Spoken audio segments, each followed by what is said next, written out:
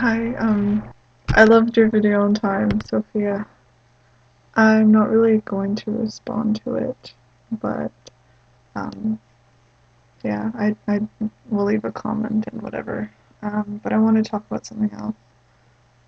I think I'm wearing the exact same thing as I did, in the last video I made. It's like I haven't made one in a while. There are workers working outside, so if there's like, people can hear really loud hammering at any point, I'm really sorry. They're fixing something. Obviously, that's what they do. Okay, so about a week ago I watched a documentary called Technocalyps, and it's actually a three-part one, but I only watched the first part, which I think what mostly focused on technological transhumanistic aspects to everything. I'll get to the other parts eventually.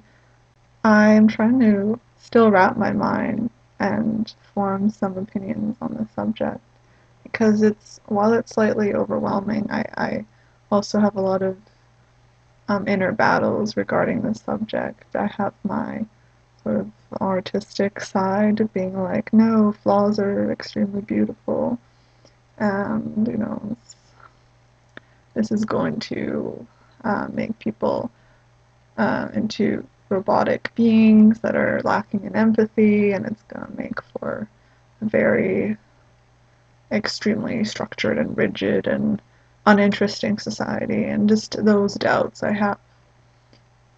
And then there are the like incredible number of benefits and also an attraction for a more robotic existence, for an improvement of my body. I was thinking about, how we go and we exercise.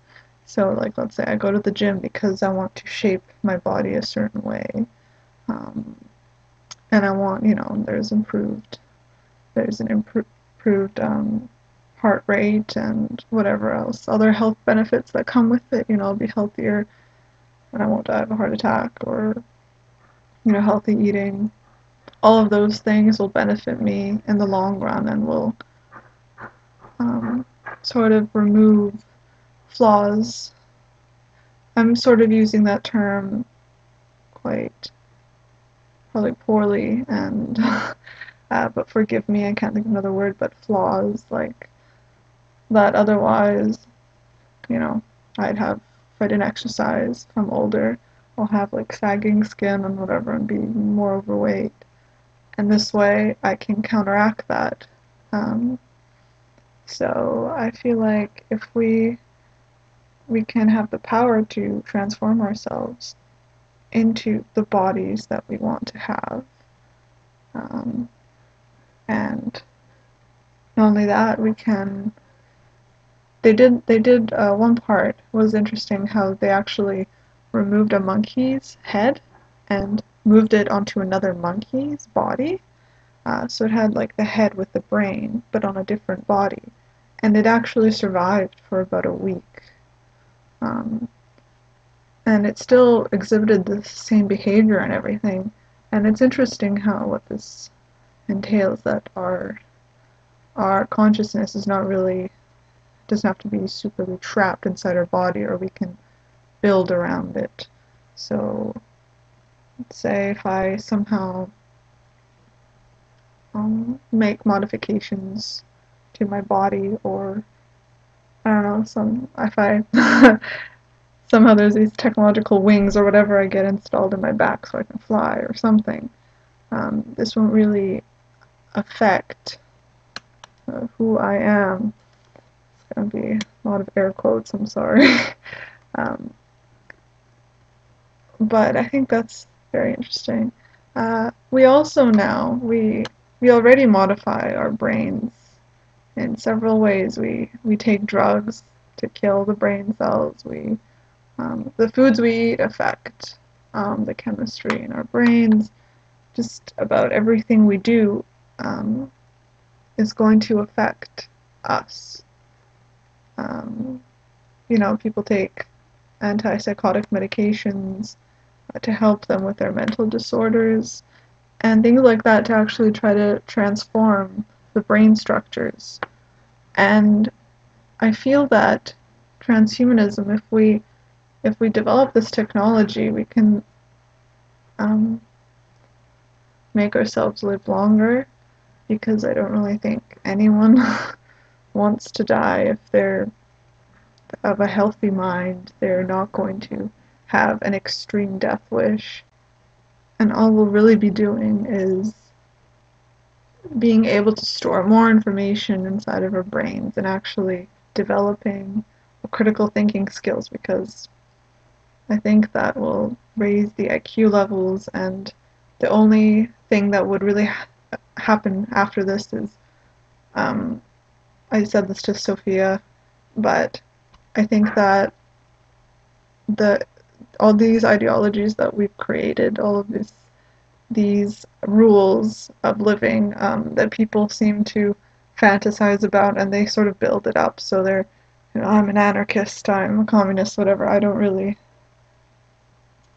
think I fit into any of those categories or want to. I think human nature very often is not equipped to deal with any of the rules we create.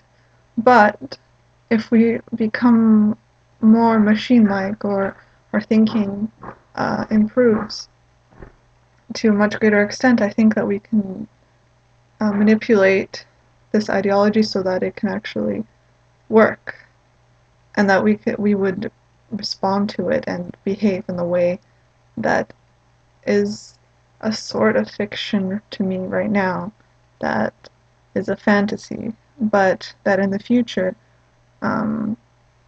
might not be a fantasy if we can program it into our system. And that allows for probably a lot of corruption and fucked upness that I don't really want to superly approach, but other people can leave a comment about that, what that would entail. Also, they showed how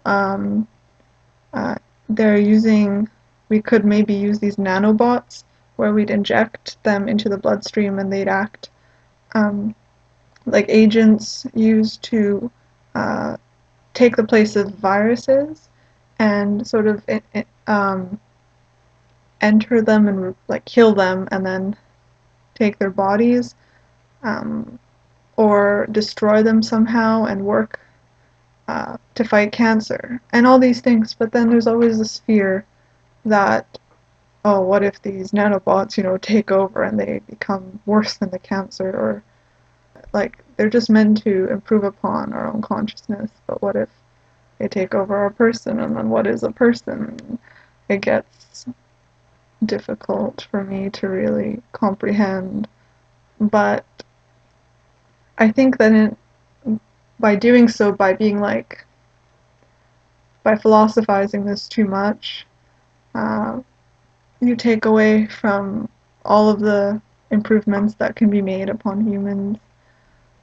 Also, it's like kind of like being like, oh, I want to go to the gym and look good, and then someone being like, well, who's the you who wants to look good? It's kind of like, are you really making a decision to modify yourself, and what, blah blah blah, and I don't know, if there isn't really a person in here, then what does it matter if I modify myself? Then there isn't really a problem with it, or even if somehow my consciousness is modified to even a crazy extent of being replaced by something completely robotic, maybe that's not the worst thing.